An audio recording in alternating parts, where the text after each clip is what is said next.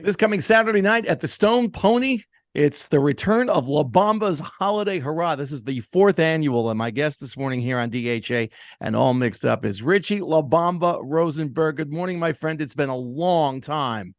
Yes. Hello, Jim. It sure has. Wow. How are things out on the West Coast these days? Beautiful. Enjoying it. Well, by the time you get here, it's going to probably be a lot colder. I know you have a bunch of special guests lined up for this year's extravaganza. Tell us who's coming. Glenn Burtnick, Willie Nile, Bobby Bandiera, Joe Vidala, and a 20-piece band. That's all you could get, 20? Maybe a little more. With my daughter Jade will be singing, and my son Reed, he'll be up there helping us out. Yep. I was just down at the Stone Pony this past Friday night. My band opened up for the Smithereens, Richie, and I hadn't been there in a while. I couldn't get over how much it's changed. It was really cool to be back there. Yeah. Oh, yeah. They did a lot of work in there, right? A lot. A lot. Yeah. But it's kind of like a museum, too. It is. When you look at all of the photographs, and there are a ton of photographs of you guys, whether it's you with La Bamba and the Hubcaps, or some of the holiday shows, or back with Southside and the Jukes. There are pictures of you all over the place. You ought to charge them. Good idea. I can use a little extra income. You know, in all the years that we've known each other, I've never asked you this, and I'm sure it's out there somewhere. Where does a Jewish kid from South Philadelphia get the nickname La Bamba? How does that happen? Well, Northeast Philadelphia. Northeast, excuse me. Okay. It was at the Pony. You know, as you know, everybody had a nickname, was given one either by Bruce or the guys that are around or whatnot. So I auditioned for the Jukes, and we got to come up with a nickname for this guy. What you know? And so remember Gary Anderson? He was a roadie for the Jukes. Sure. Back of the Stone Pony's packed, you know, and Bruce is there. And so Gary goes, okay, we got to come up. He looks, you know, he looks Mexican. He's got really dark tan. He's got the Fu Manchu and the beard. And you know, he's thinking about that, you know. So he says, La Bamba. And Bruce jumps up on the bar. Give me an L. Give me an A. Give me a B. Oh, no, it's more like this. Give me an L. Give me an A. For listeners who are not watching on video, Richie is imitating Bruce's jaw setting. Let's just say that. No mustache. No mustache. Hey, speaking of Bruce, what was it like playing the Super Bowl? Wow. I have a really funny story tied to that. About a month before the Super Bowl, I was in a car accident with my daughter, and I was walking around eventually on a cane, and he calls and says, we're going to do the Super Bowl, you know, can you make this rehearsal, blah, blah, blah. You know, and Pender and I go down there, and Mark Pender, and we walk into the room, and he sees I'm on. He's, oh no, what is happening? You know, I got such plans, you know. Yeah, well, this is great. What's going on, man? You know what? We're gonna do a Janet Jackson type of routine here. You know, like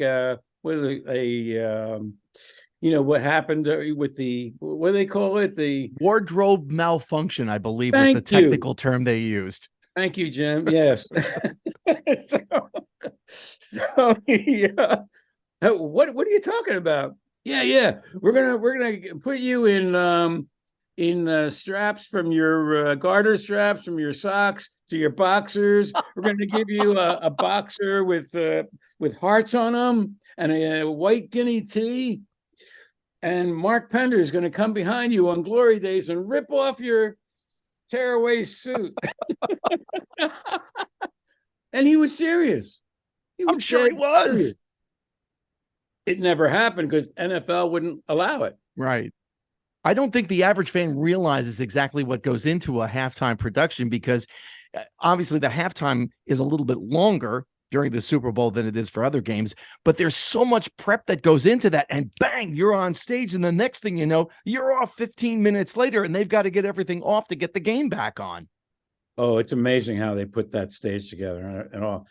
You're waiting, behind in the bowels of the stadium, waiting to come out, and it's this tension, it's the building up of the anxiety, and it's so exciting.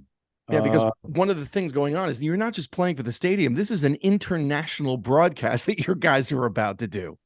Oh yeah. It's an incredible experience. And I walked up with my cane, did it, and walked down with my cane after. You'd never know. But it was a crazy, incredible experience. Yeah. Man, everybody was on top of their game. La Bamba's Holiday Hurrah coming to the Stone Pony this Saturday, December 9th, with a cast of characters going on. Your favorite memory growing up as a kid, holiday time, whether it was Hanukkah or the Christmas season, what immediately comes to mind, Rich? Family get-togethers, the cousins. We had like a cousins club when we were growing up, and all the cousins would get together for Hanukkah.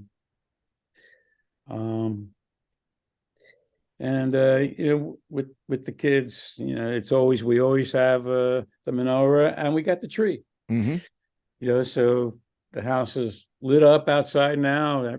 Did you do the whole Mummers Parade on January 1st in Philadelphia? I did do one time. I did the Mummers Parade, yeah. And it was so cold, I kept a bottle of vodka in my back pocket so I can keep the slide on my trombone from being frozen. I would like pour it. And then pour it. See, these are the behind the scenes stories that you don't get to hear about, kids. Speaking of kids, I mentioned to you just a few minutes ago that my band had played with the Smithereens at the Pony recently, and my three kids were there. My youngest daughter had seen me perform with a band before. My older daughter and my son had not. And Richie, they're looking at me like, Dad? Dad? Now, you just mentioned you're going to be performing with a couple of your kids. What's that like for you when you have them up on stage with you? I just did a couple of days ago.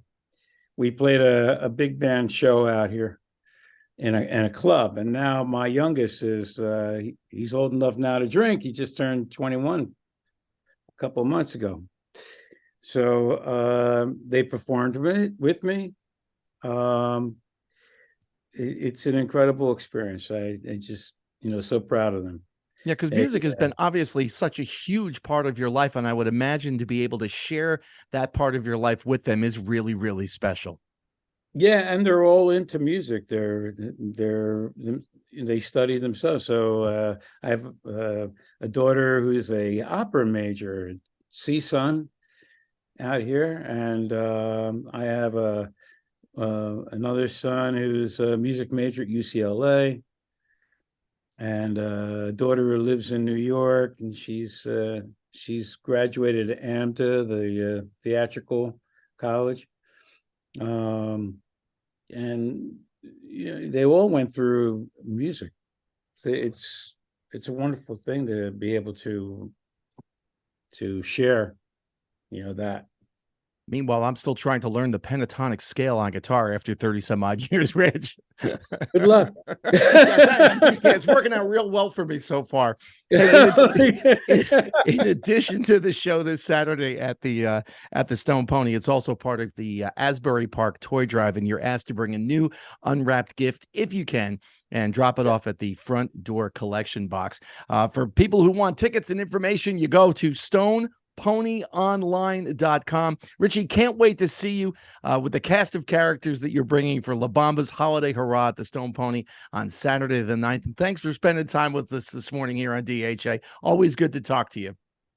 Same here, Jim. Long time. Can't wait to see you.